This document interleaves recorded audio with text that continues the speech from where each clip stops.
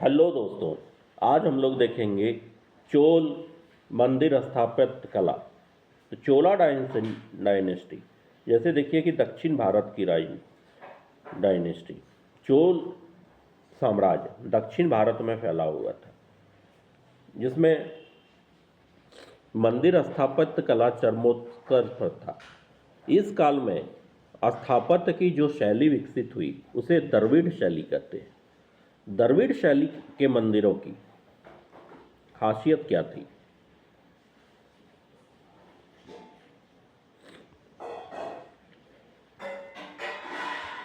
द्रविड़ शैली के मंदिरों की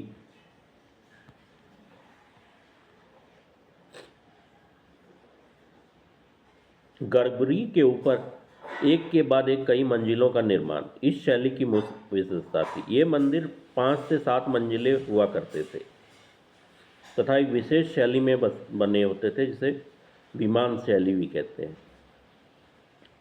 द्रविड़ शैली आयताकार आधार पर निर्मित था। शिखर की संरचना प्रिज्म या पिरामिड के समान थी। शिखर का क्षैतिज विभाजन और शिखर पर मूर्तियों की परंपरा। शिखर के शीर्ष पर कलश की जगह बेलनाकार एक और अर्धचंद्राकार संरचना तथा उसके ऊपर अनेक कलशवत स्तूपिकाएं। शिखर सामान्यतः बहुमंजिले।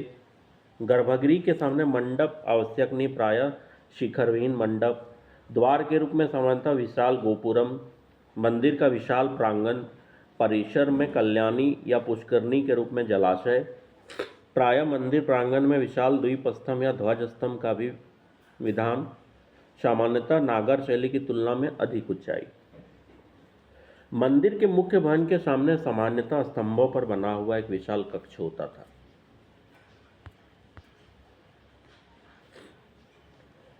और जिसकी छत सपाट होती थी। स्तंभों को अलंकृत किया जाता था। इस कक्ष को मंडपम कहते थे।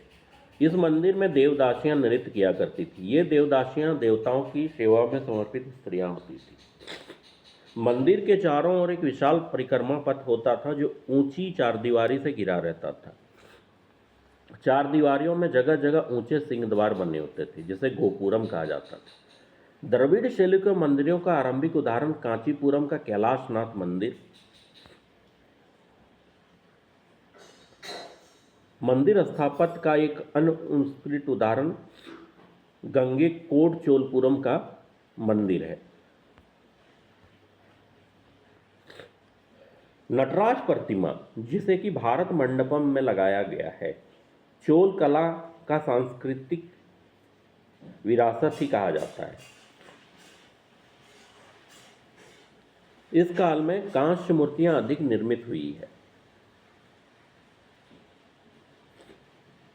इस तरह से आप चोल काल में मंदिर निर्माण की शैली को देख सकते हैं। Thank you for watching.